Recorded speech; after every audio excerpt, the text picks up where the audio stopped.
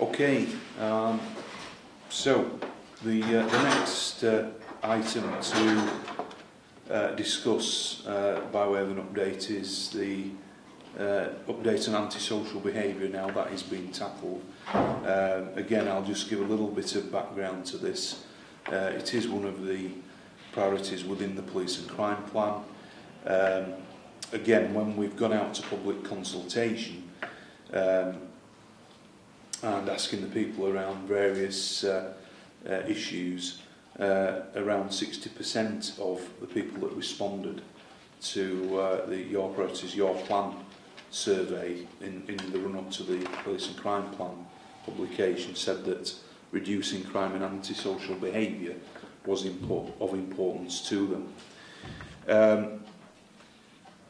We got involved in previous years around the community trigger, the community remedy, which is part of the legislation. I have to say, I felt at the time it was perhaps doomed to not being as effective as it should have been, and I think that's been borne out. But nevertheless, we complied with the legislation, and to be fair, our local government partners had to as well, and some of the districts put a lot of work into that, and we did work with them. As you will be aware, we recently, well, it's more than recently now, put together a new Your Views survey. So we've got a lot of more up-to-date information coming in. Quite interestingly, though, when you look at the Safer Communities Fund and the number of projects, the antisocial behaviour is by far and away the most sort of raised or worked on project area from our communities. So just under a third of the 452 projects to date that have been funded do equate to antisocial behaviour issues, totaling more than £690,000 that's gone into various projects. So that really just speaks for itself, I think, in terms of the figures. And obviously, we work very closely with the youth offending teams.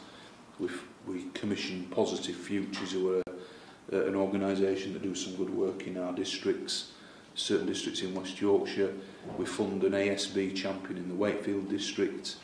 As you know, we've allocated funding recently through the Partnership Executive Group to various antisocial behaviour initiatives. And we have the Community Safety Partnership Forum, where this is often a topic of debate, and we look to prioritise where we can. And then very recently, something that the Chief Constable will be aware of, we had a presentation around some joint work with the Fire and Rescue Service and the Ambulance Service around youth engagement and the concept of blue light champions, which will be piloted in part of Leeds. But again, going back to the initial comments at the beginning of the meeting, when we see reductions in funding, not only for policing, but for youth services and other public services, sadly, we know that there is then an increase in these types of incidents and activities. So with that sort of backdrop, Catherine, I'll hand over to you. Well, just by way of again, introduction, at the heart of the Crime and Disorder Act some years ago, when community safety partnerships were originally established, was actually the ability to tackle antisocial behaviour. And the emphasis there was it needed to be both a partnership response and a community response, in fact. So what we're going to talk about today is what we feel that we can contribute from a policing perspective. But I think you've quite rightly flagged up, Commissioner, that many of our partners are finding this very, very difficult to be able to meaningfully contribute at the moment because of their own austerity measures. That said, we really need the community support here to be able to proactively deal with many of the issues that they're reporting to us. If we leave this solely for policing, all we will end up doing is dealing with a number of individuals to try and persuade them and deter them from ASB, but I don't think it's going to solve the problems of ASB per se.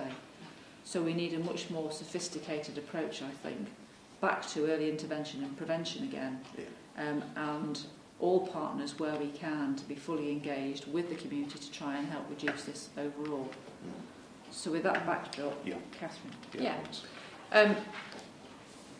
As you've said, clearly this is one of those areas that really impacts on the public's confidence in us to deal with issues, because it's things that people see happening literally on their doorstep and it matters to people. And it also impacts on how safe people feel just wandering around in their general area, and it's a place where they should feel safe, close to their home where they live or perhaps work. And so it does have an impact on a lot of people, albeit perhaps not as dramatic as being burgled. It's still something that goes on your doorstep, day after day, potentially for some people. But as the Chief said, this is one of those areas where I think with the investment in neighbourhood policing and really getting back into local communities and asking them to work with us to build sustainability in these kind of things, taking back the streets almost, I think is quite often a phrase that's used, but it's that kind of working with us to really reclaim those spaces back and make sure that as a collective we make places feel safer, and it's not just when the police are there it feels safer, but when we're not, it's either displaced somewhere else or people feel unsafe. So that's the overall aim. As you know, we've got 5 local authorities who each have an antisocial behaviour partnership hub, and that's been up and running for some time now, and I think they're quite mature in the way that they receive the intelligence, they work on repeats, and they also task out that work, and they will be able to do more of that given the fact that we've had the investment in neighbourhood policing. I think it mentions in the report actually that we've got new ASB leads. We've not actually got new ASB leads, they've been in place for some time. What's new is the fact that we're bringing those ASB leads together now in a quarterly meeting to share good practice, how we're utilising the antisocial behaviour powers, some of the good work that perhaps communities and local authorities are doing alongside us, so that we can make sure that we can replicate that where it's working, and really importantly as well, things that aren't working, because that's just as important, that we don't put our resources into things that we know aren't effective. During the neighbourhood launch on the 13th of March, the new supervisors, some of them are new, some of them are existing, and inspectors did have quite a considerable input into those 6 antisocial behaviour powers that we've got at our disposal alongside the local authorities, to make sure that people were dead clear about exactly what they had at their disposal in terms of antisocial behaviour. It's something that's looked at and will be looked at very specifically with the neighbourhood teams in terms of team accountability meetings moving forward.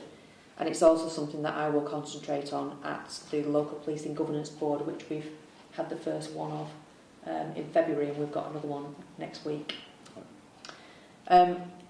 Also mentioned in the report is the neighbourhood profiler functionality, which is almost ready to go, and which in future we hope will be part of being able to utilise on the handhelds as well, which will be really helpful to officers, not have to come back in and look up things, but we'll be able to look at things live time on their handheld devices. Just briefly then, in terms of percentage of antisocial behaviour incidents, we have seen a 4.9% increase. I thought out of the data that's in that report, interestingly, alcohol-related antisocial behaviour has come down, but there is a big increase, 39% in youth-related antisocial behaviour.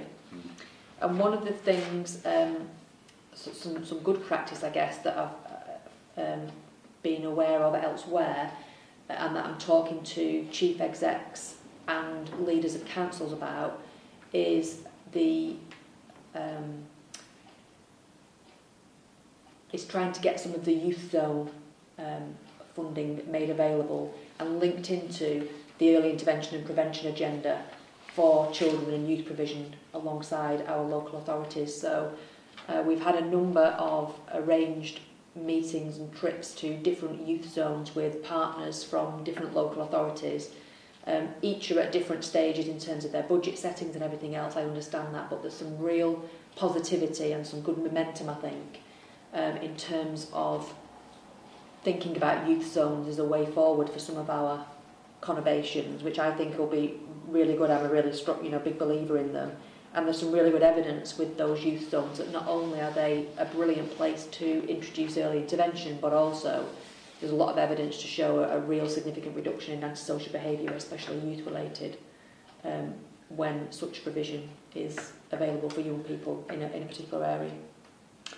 And the final thing I suppose to mention is satisfaction, and this is a theme that I think we'll mention throughout the reports this afternoon, but they all follow the same trend in that generally the initial response and the fact that people feel that they're taken seriously and they're dealt with respectfully is a good one.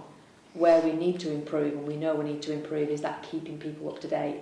I think the strength in terms of antisocial behaviour with the reinvestment into neighbourhood policing is that we will have, in terms of antisocial behaviour, and especially the repeat and problematic areas, we will have people who will clearly own that problem now and will be able to give people updates on where we're up to. So in that respect, I think that is a positive and hopefully an improving picture moving forward. I think that's the highlights that I pulled out of the report, Commissioner. Yeah, thank you. Just going back to page 4, and you just touched on the neighbourhood profiler, which is now actively running. Have you had much feedback yet from sergeants, inspectors in the neighbourhoods about the impact it's having? Yeah, so some of that functionality has been around for about 6 months, so people have been able to access it and try and play around with it really and have a look what it can offer them for their wards and areas that they're responsible for. So the final developments have just been put into the system at the moment, and so is the final inputs on training for people. But generally the feedback's been really positive in terms of being able to very specifically pinpoint those particular areas and problematic locations that we need to concentrate on. Yeah. And as I said before, when we go to that being available on handheld, that'll be even better. Okay, that's so there's clearly more development of that in moving forward. Yeah, and that'll be something that we'll look at the local accountability meetings moving forward to make sure that that's being utilised properly. Yeah. Okay, thank you. Page 5, as you said, the sort of 39% across the board sort of ASB youth-related increase. Can you say more about the ASB leads that you've mentioned and how, working with partners, we will try to address that? Yes, like I said, the ASB leads are not new, but the meeting is to bring people together and discuss good practice and what we can do about specifically around that youth-related rise in antisocial behaviour. So there are a number of things. There's the antisocial behaviour unit and partnership hubs, which support the neighbourhood officers. When I say neighbourhood officers, I mean both patrol and specific neighbourhood officers in identifying those repeat locations, which mean the offender, the victim and the location. It's not just specific to location. And they also manage the vulnerabilities behind the antisocial behaviour. So if somebody is being targeted because of a particular vulnerability, we don't just target the location or the offender, but we pick up on that vulnerability and make sure that we signpost to supporting agencies to reduce that risk moving forward. I've already mentioned the youth zone work that we're on with. The youth offending teams that you mentioned, Commissioner, also play a part in directing people in terms of early engagement and additional referral to other places and agencies. Our schools liaison officers play a really significant part in this as well, in picking up things within schools, not necessarily as serious as we've heard recently in the media of knives being taken into school and such like. Obviously they're there for that kind of really serious stuff. They're also there to just nip things in the bud and to point people perhaps in the right direction in terms of early intervention. And again, I think that the new neighbourhood policing model, we can't underestimate the fact that that really will give us a good foothold in some of the areas that we've perhaps struggled to really link in with the communities around, what can we do collectively to address some of these issues. So I think all of those things collectively will help us moving forward in addressing some of these issues. I think the ASB leads opportunity, once Catherine gets that established, about the sharing of good practice and also what doesn't work. We've not been as good as we could be around all of that. And then if you start to think about expanding that across the region, What you could then start to look at is having themes and particularly ASB problems being looked at by particular teams or indeed forces, so that we're not all trying to repeat the same effort, and actually get some real economies of scale about solutions to some of the issues, and then again try and share that across the region. So we're going to start in West Yorkshire first and see how that operates, but I want to feed that idea into our regional team to say, what else could we do in terms of sharing that good practice? Because there will be some things that we could literally just lift off the shelf from other forces that would work brilliantly here, that we just haven't had access to yet. So the youth zones, is that Greater Manchester?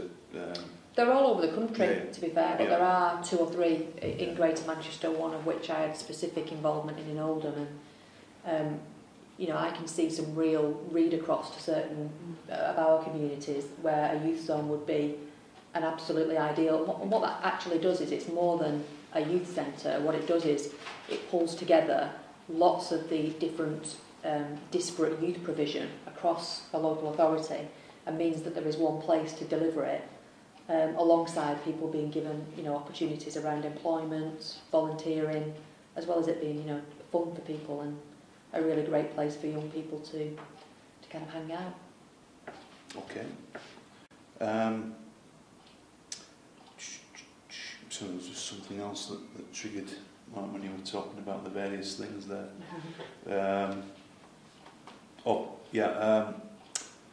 We were recently talking about conditional cautioning, and would it be useful, in your view, if we had more options available to police officers around conditional cautioning, sort of referrals and pathways? I think some of the feedback we've had is that you are sometimes limited to what you can do in sort of repeat sort of ASB type situations. Yeah, and I think when we talked a little bit earlier on about the funding that was available in terms of the violent crime strategy, one of the things there, you know, just to use Sunnyvale Fisheries as an example, is that could be a place that we could link to conditional cautions where people would go and have certain interventions whilst at the same time learning specific life skills and so on. So I think the things that we need to offer for younger people specifically around antisocial behaviour and conditional cautions are very different to what we might offer to some of our adult offenders. Yeah. But I do think there is potential there to develop that, for sure.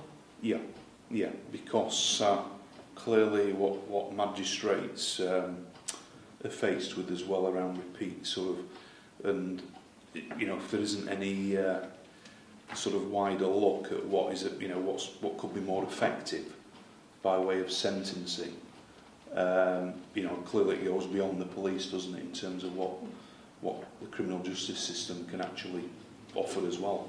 I think with young people as well, there's that element of understanding the impact of what they're doing on other people. Yeah. And perhaps sometimes people getting sucked up into, you know, it's just what the group that they're with are doing, but actually being made to think about the impact and actually offer some reparation to the people that they've, you know, impacted upon. Yeah. Can sometimes have a really quite a dramatic effect on behaviour of, I think more so with young people perhaps than older people. Yeah.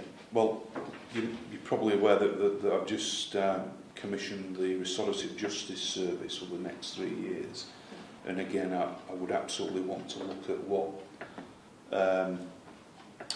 you know, referrals are available through that. I mean, I know it's not going to be suitable for everybody, and of course you want the cooperation of victims in those situations as well. But, you know, it's a real opportunity to sort of look at a restorative approach that hopefully prevents further offending. I think the key for me is to make sure that we share with the public those cases where restorative justice or a conditional caution has been successful and why, and what type of cases we're talking about. But that doesn't detract from the fact that for the more serious offences, young people will still find themselves in difficulties and going to court. Yeah. And I think at the moment there is a bit of a unhelpful narrative that is suggesting that all young people don't face the consequences of their actions. Far, far from it. What we're trying to do is find suitable solutions for each individual set of circumstances, trying to establish what's going to work and fundamentally deter that young person from wanting to get involved in a life of crime. Yeah, yeah, and definitely. then perhaps the communication of that will feed into the victim satisfaction. Exactly. Because you've given us a sort of promising outlook in terms of keeping people informed, but we've got that deteriorating trend on, and quite often it's knowledge of actions taken, isn't it, as opposed to a lack of action taken. But also why it may be that we're recommending a particular route for a particular young person, and making sure we articulate that well with the victim to make sure that they feel totally, on side and understand. Many of us do not want to see more and more young people criminalised, but that doesn't mean to say that they don't understand the consequences, as I said, of their actions, and for those more serious cases, of course they're going to go through the criminal procedures. Okay.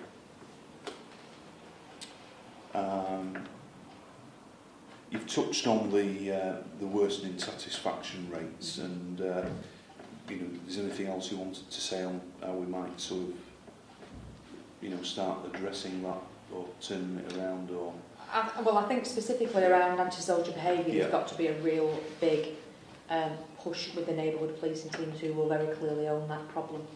So, I think there needs to be a wider plan around that for many other different areas of crime type, where perhaps the neighbourhoods won't have quite as much of a daily or a weekly contact. But I think in terms of antisocial behaviour, that sits firmly with the neighbourhood policing teams. Okay. And at a recent, more than just one meeting, but CSP partnerships, mental health was clearly identified as well as one of the challenges within the hubs as well. Is this echoed by West Yorkshire Police, who also support those hubs?